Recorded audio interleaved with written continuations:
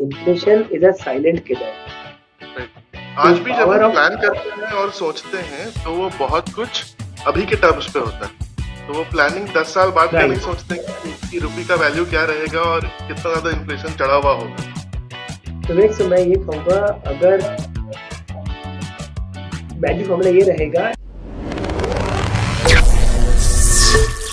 बहुत बार हम लोग फ्रेंड्स और फैमिलीज और कॉलिग्स में डिस्कस करते हैं कि what does it take to retire. Retirement शायद अभी हो या 10 साल बाद हो या 6 साल बाद हो। जो मेंटल मॉडल है कि कैसे कैलकुलेट करें कि रिटायरमेंट फंड कितना चाहिए। Like everyone has a diverse view, सबके अपने अपने तरीके हैं सोचने के। As someone who is totally so much close to the industry as such, financial industry, तो व्हाट्स योर टेक, आपको क्या लगता है कि क्या एक मेंटल मॉडल होना चाहिए रिटायरमेंट का प्लानिंग करने के लिए? देखिए विवेक, मैं इसमें दो चीजें देख रहा हूँ। एक तो there are people, especially some communities where people just don't retire. आज वो 70 75 80 साल के भी हो गए तो भी ऑफिस आ रहे हैं, एक्टिवली काम कर रहे हैं और काम में इन्वॉल्व है। And on the other side I am seeing कि there are some other generation who are very happy and content कि जितना कमाया, they've achieved their desired goal or target, and they are very happy to now enjoy the life and spend the money they've earned and have a good life. So retirement का ऐसा है ना कि again will be very subjective to each person। समझो आज आपको retire करना है, आप मुझे बताइए what amount will make you happy that you think you can retire happily taking care of your kids education, kids marriage and your retirement corpus। आप बताइए। एंड तो मेरे पास बहुत एक अच्छा एक्सेल है, आपको दिखाता हूँ मैं। ये आपका शादी का एंड पढ़ाई का जो खर्चा है ना, पढ़ाई शायद लगेगा आपको 15 20 साल बाद और शादी का लगेगा 25 साल बाद। आपको खाली इसी के लिए मेरे को लग रहा है 10 करोड़ के ऊपर लगेगा minimum. Oh So my god. for your own retirement corpus and enjoying life, I think you require a bigger amount। तो यही हाँ, सब चीजें विवेक जो हमने सोच नहीं पाते हैं। आज आप अनुमान नहीं लगा पा रहे हो कि जो खर्चा आज 30 लाख में हो रहा है, वो 25 साल बाद उसका 3 करोड़ लगेगा। Nobody can imagine unless you know these numbers or you see these figures or you understand the concept विवेक। अब देखिए मैं आपको दिखाता हूँ, ये बहुत इंटरेस्टिंग मैंने एक एक्सेल बनाया है। Can you see my screen Vivek? Yes yes. तो देखिए मैं ऐसे 6 रैंडम पर्सन के नाम लिखे हैं, उनका करंट एज लिखा है, उनका इन्वेस्टमेंट एज लिखा है, कंट्रीब्यूशन पीरियड लिखा है एंड कॉर्पस लिखा है। तो अब आद्या जो है 25 साल की है, उसने 25 साल की उम्र से इन्वेस्टमेंट चालू कर दिया। अब आप बताइए, आप जैसे आपने बोला आपका कॉर्पस आपको चाहिए 5 करोड़, समझो 10 करोड़ लेते हैं। अभी आपने बोला आपको 10 करोड़ चाहिए रिटायरमेंट पे है। अगर आप 25 साल पे चालू करते हो ना Vivek, to achieve 10 crore on retirement age of 60, आपको अगर 12.5% का कंपाउंडिंग लेता हूं ना, तो आपको महीने का खाली 13,500 रुपया लगाना है अभी से लेके 60 ईयर्स तक।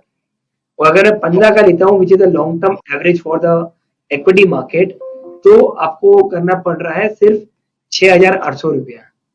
So just a small amount investment today of 7,000 rupee will lead to achieving a goal of 10 crores। But यही अगर आप इसको डिले करते जाएंगे, समझो आज 25 के बदले आपने 35 में चालू किया, अब 35 साल के जो अगर आप करोगे तो आपको 6,000 के बदले 77,000 करना पड़ेगा हर month at oh my 15% compounding. और अगर आप 12.5 का लेते हो तो 1,21,000 करना पड़ेगा। अब अगर कोई कंजर्वेटिव इन्वेस्टर है जो इक्विटी डेट वगैरह नहीं करता है, तो मैंने तो यहाँ पे 10%, अभी 10 को अगर मैं 8 कर दे, समझो 7 कर देता हूँ, तो आप देखिए 7% में टू अचीव 25 करोड़, अभी 25 को मैं समझो 10 कर देता हूँ, let's assume I do 10 crore. अगर 10 करोड़ चाहिए और कोई इंसान 35 साल में चालू कर रहा है एंड कंजर्वेटिव इन्वेस्टर जो खाली एफडी वगैरह करता है, उसको महीने का 1.25 लाख करना पड़ेगा to achieve his corpus of 60 crore. और ये अगर वो इक्विटी करता है तो उसको करना पड़ेगा महीने का खाली 30,000 रुपया, assuming a 15% compounding over long term। And if is a moderate investor जो थोड़ा इक्विटी थोड़ा डेट करेगा, तो मैं अगर 10% कर देता हूँ इसको, तो उसको पड़ेगा 75,000 रुपया। So again, this gives you a different rate of compounding, and depending on what age you start, आपको कितना amount हर महीने invest करना पड़ेगा. So it's very simple. Like आपको I'm assuming for it will depend person to person, but the retirement corpus can range from 5 crore to 50 crores or beyond. So every person has different aspirations, different goals, different objectives. So accordingly, he need to plan, sit with his financial advisor, and determine how he should plan his asset allocation and what he should invest currently per month or annually to achieve his goals, and then plan his retirement accordingly. सो अगर एक clear take away इसमें ये आ रहा है कि जितना देर से मैं शुरू करता हूँ उतना मुझे ज्यादा कंट्रीब्यूट करना पड़ेगा, मतलब उतना ज्यादा काटना पड़ेगा टू इंश्योर कि मैं वो गोल्स मीट कर सकूं। Absolutely. इसलिए तो वो इन्वेस्टिंग का एक बेस्ट रूल है, जितना जल्दी आप चालू करोगे उतना बेटर है. Earlier the better, and more amount early also is better. हाँ सो इसलिए मैं आपको स्टार्टिंग में बोला था कि आपका income minus savings should be your expense and not the other way around. Okay okay, I think that's a cool guru mantra now. Akhil, कुछ now that you have given us the core mantras, कुछ मिथ्स के बारे में भी डिस्कस करते हैं, right, जो important है, स्पेशली जो लोग ये सुन रहे हैं। एक तो मैं बहुत सुनता हूँ कि बहुत सारे लोग हैं जो कोशिश करते हैं से इक्विटीज में स्पेशली कि हम मार्केट को टाइम कर सकें। ठीक है, जब एक trying to figure out timing, when I say time, उसका मतलब ये है कि वो फिगर आउट करने की कोशिश करते हैं कि एग्जैक्टली किस पॉइंट पे गिरेगा या एग्जैक्टली किस पॉइंट पे चढ़ेगा और कब चढ़ेगा। ठीक है, और अपना इन्वेस्टमेंट्स उसी हिसाब से प्लान करना। ठीक है, आपका क्या टेक है on timing the market? So Vivek, this is a very I would say question which we face on a regular basis with lot of investors. And मैं एक चीज कहना चाहूंगा कि टाइमिंग इज समथिंग जो कोई नहीं कर सकता है, कोई नहीं. Trust me, timing is difficult, timing is improbable, I would say, and nobody knows what will happen tomorrow. जो भी predict कर रहा है is a mere prediction which can go either ways, right or wrong. I have seen so many investors Vivek, who have missed out or lost out because of timing the market. मैं आपको example बताता हूँ.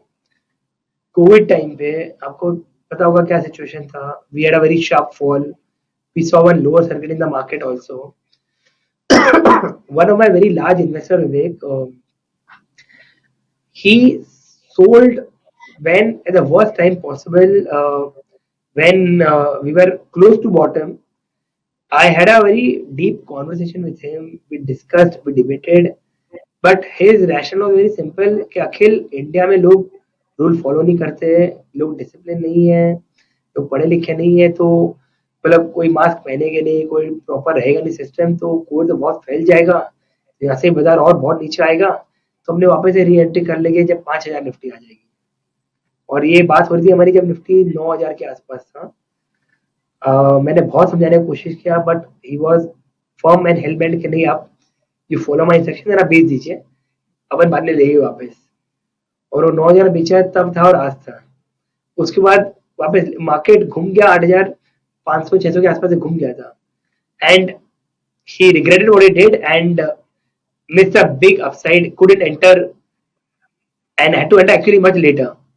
Similarly, I had other investors जिनके पास पैसे थे, but invest भी करना था, बट वो निफ्टी गिरते गया, 14 गया, 12, 13, 11, 9, उनका अपना व्यू था नहीं, और थोड़ा गिरेगा फिर अपन करेंगे, और थोड़ा तो क्या वो और गिरेगा, या अपने कोई पर्टिकुलर लेवल का वेट करेंगे ना, वो लेवल आएगा कि नहीं आएगा भरोसा नहीं है ना विवेक. आपको क्या करना चाहिए, आइडियली बेस्ट वे है स्टैगर करिए. जब बाजार गिरता है 10-15%, एक अच्छा बड़ा अमाउंट डाल दीजिए एंड बाकी अमाउंट स्टैगर कर लीजिए. Stagger over 6 months, 12 months, 8 months, 9 months, जो आपको ठीक लगे.